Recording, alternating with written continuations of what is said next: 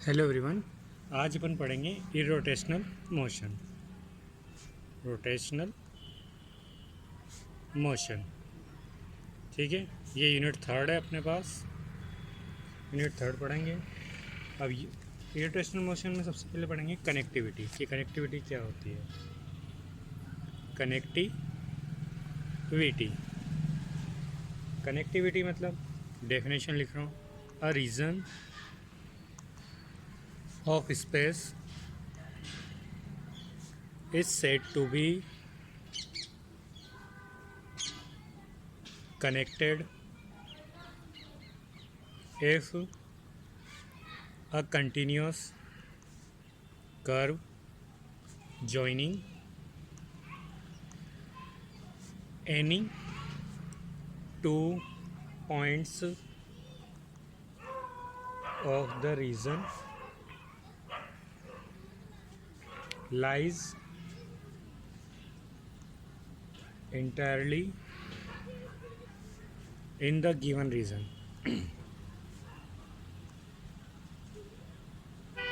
मतलब क्या है कि कोई भी रीज़न होगा स्पेस का, उसको अपन कनेक्टेड कब कहेंगे, जब एक कंटिन्यूस कर्व हो। मतलब इस टाइप का एक कर्व है, इस टाइप का एक कर्व है, तो इसमें से कोई भी पॉइंट ले, इसमें से भी कोई पॉइंट ले, अपन उनको मिलाएं तो वो रीज़न उसी में ही आना चाहिए। कोई भी दो पॉइंट लेके उनको ऐड मतलब जॉइंट किया जाए तो वो रीज़न जो होगा वो पूरा उसमें ही होना चाहिए। मतलब एक दूसरे से कनेक्टेड होने का मतलब डायरेक्ट ये है, कनेक्ट होने चाहिए। तो जैसे ये है एक रीज़न है, इसके दो पार्ट कर दिए तो ये दोनों कनेक्टेड कहलाएंगे, क्योंकि इसमें से एक पॉइंट लो, इसमें से ये पूरा इसी रीज़न में आएगा। जैसे ये है और ये है, इस टाइप से। अगर दो रीज़न है ये इस टाइप से और कोई भी दो पॉइंट लिए मिला दिए तो वो उसी के अंदर आए। जैसे यहाँ से एक रीज़न है, इसके दो टुकड़े करे, एक इसमें लिया एक इसमें लिया, मिला दिया तो वो उसी रीज़न में आएगा। लेकिन अगर इससे और इससे पॉइंट लेंगे, इनको मिलाएंगे तो ये पूरा इसमें नहीं होगा, तो ये क्या होगा, डिसकनेक्टेड होगा।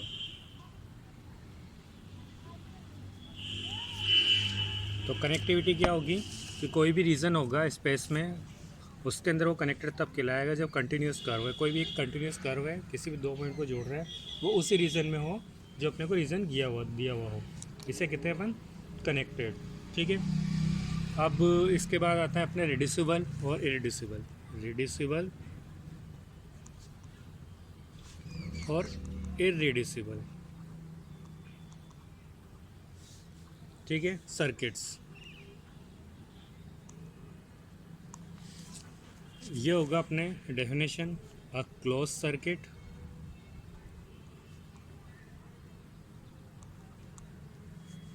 all whose point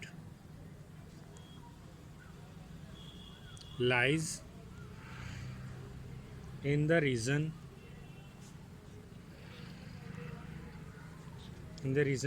is said to be reducible if it can be shrunk to a point of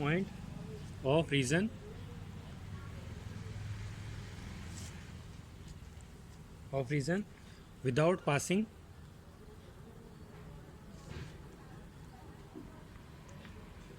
outside the region। मतलब क्लोज सर्किट, ऐसा क्लोज सर्किट मान लेते हैं ये है, इसको अगर श्रंक करें तो ये श्रंक इसी में ही होना चाहिए, इससे बाहर नहीं जाना चाहिए, किसी एक पॉइंट पे श्रंक हो जाए तो वो क्लोज सर्किट क्या होगा, रिड्यूसिबल होगा। इरिड्यूसिबल कब होगा, जब अपन इसको क्लोज कर दें, मतलब कोई भी इस टाइप का ले लिया जाए, अगर इसको श्रंक करेंगे तो मान लें ये यहाँ पर पॉइंट हुआ तो ये आउटसाइड हो गया। अगर आउटसाइड हो गया तो ये इरिड्यूसिबल सर्किट है। तो जो रिड्यूस हो जाए वो रिड्यूसिबल सर्किट, जो रिड्यूस नहीं हो वो इरिड्यूसिबल सर्किट। नेक्स्ट अपने पास है सिंपल कनेक्टेड रीजन, कि कोई भी एक रीज़न है, क्या है, सिंपली कनेक्टेड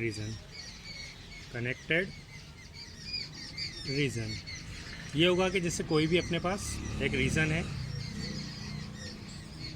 अगर वो उसका एवरी सर्किट, सारा सर्किट जो होगा वो रिड्यूसिबल हो, तो जो रीज़न कहलाएगा वो क्या कहलाएगा? Simple connected reason. ठीक है, ये डेफिनेशन थी। एक डबल कनेक्टेड और एक एनली कनेक्टेड। क्या है? डबल कनेक्टेड और एनली कनेक्टेड।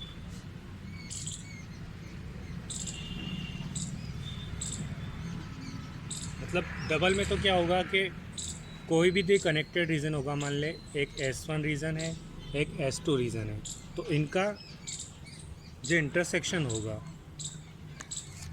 वो एक बैरियर होगा, तो simply connected by intersection of one barrier. इन दोनों से जो रीज़न बनेगा वो कौन सा होगा? डबल कनेक्टेड है। अगर वो कनेक्टेड है तो एन प्ले में वही होगा। कितने बैरियर होंगे इसमें? तो क्या कितने बैरियर होगा? एक बैरियर होगा। डबल में कितने बैरियर? एक बैरियर। और एन प्ले में n-1 बैरियर। मतलब इनका इंटरसेक्शन एक बैरियर हो जाएगा, तो वो डबल में एक बैरियर होगा और एन प्ले में n-1 बैरियर्स होंगे। इंटरसेक्शन नहीं, इंसर्शन। मतलब कोई भी रीज़न है उनके बीच में सिर्फ एक बैरियर है, तो डबल कनेक्टेड, n-1 बैरियर है तो एन प्ले कनेक्टेड। ठीक है, अब नेक्स्ट अपने पास है रिकॉन्सिबल और इररिकॉन्सिबल पाथ और सर्किट। देखो क्या होगा कि रिकॉन्सिबल क्या होगा? कोई भी एक रीज़न होगा, एक रीज़न है उसमें दो पॉइंट है P और Q। P और Q पॉइंट है, इनको जॉइनिंग वाला पाथ, मतलब P और Q को जॉइन करने वाला पाथ, जॉइन पाथ रिकॉन्सिबल कहलाएगा कब? या तो वो कंटिन्यूसली डिफॉर्म हो रहा हो, कंटिन्यूसली डिफॉर्म्ड इनटू अदर, मतलब कंटिन्यूसली डिफॉर्म हो रहा हो अदर में, और without ever passing out of the reason. मतलब वो रीज़न के बाहर भी नहीं जाना चाहिए और वो जो पाथ है वो किसी और में डिफॉर्म हो रहा हो, तो उसको कहेंगे रिकॉन्सिबल। और नहीं हो रहा हो तो इररिकॉन्सिबल। उसी टाइप से अगर सर्किट हो तो रिड्यूसिबल सर्किट हो जाएगा, अगर हो तो रिकॉन्सिबल, नहीं हो तो रिकॉन्सिबल। सिंपली ये थे।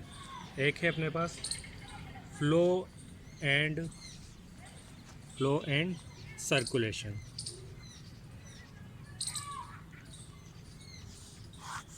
क्या है? Flow and circulation.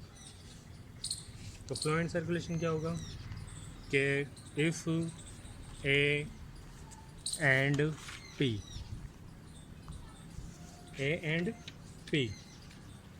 B any two points, दो पॉइंट है A P in the fluid के अंदर दो पॉइंट है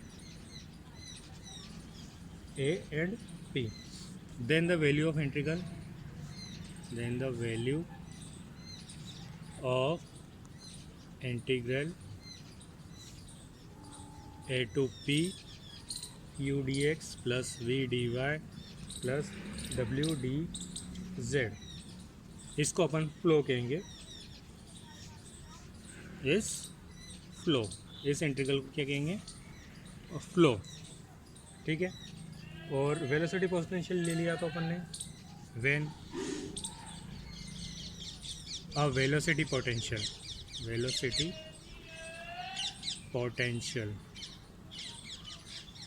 phi exist the flow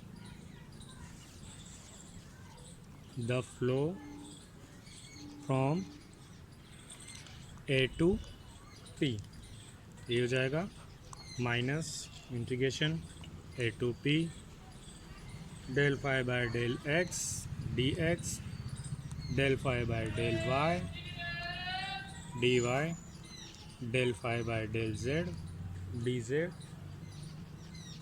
अगर ये हो जाए और इसको अपन ऐसे लिख सकते हैं A to P minus d phi, तो क्या हो जाएगा phi A minus phi P। इसी को अपन सर्कुलेशन कहेंगे, ठीक है। ये जो क्लोज कर्व होगा इसको सर्कुलेशन राउंड द कर्व कहेंगे, ठीक है। सर्कुलेशन को अपन इससे डिनोट करते हैं, सर्कुलेशन होगा उसको इससे डिनोट करेंगे। और सर्कुलेशन क्या होगा C U D X plus V D Y plus W D Z, या इस टाइप से C Q dot D R, ठीक है।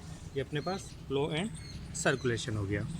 अब नेक्स्ट अपन पढ़ते हैं स्टोक थ्योरम।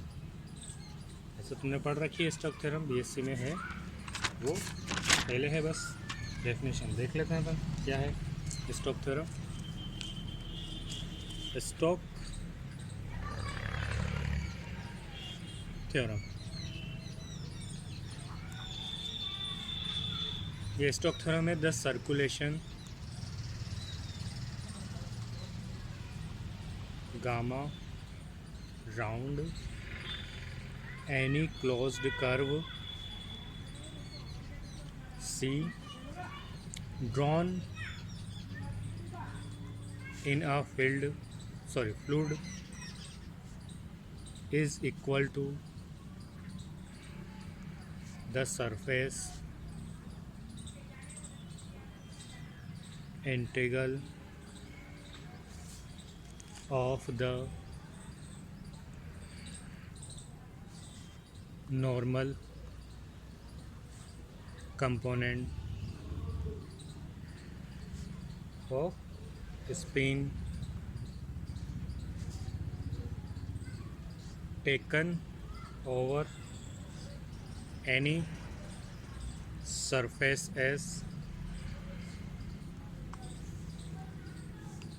तो ये हो जाएगा अपने पास Q dot D are C और S curl Q D S. तो जो अपने पास लाइन इंटीग्रल है उसको अपन सरफेस इंटीग्रल में चेंज कर सकते हैं, यही स्टोक थ्योरम कहती है, ठीक है। अब वैसे एलिमेंट्री मान लो इसको अगर प्रूफ करना है तो प्रूफ कर सकते हैं अपन, जैसे अपन ने उसमें किया था बीएससी में, सेम वैसे ही करना है, इसमें कोई ज़्यादा चेंजेस नहीं है, ठीक है। आज के लिए ये इंट्रोडक्शन था। इंट्रोडक्शन के बाद अपन नेक्स्ट अपन रोटेशनल मोशन से एक छोटा सा टॉपिक ही है इसमें, वही अपने को पढ़ना है, ठीक है। आज के लिए बस इतना ही। नेक्स्ट क्लास में अपन केल्विन सर्कुलेशन थ्योरम पढ़ेंगे।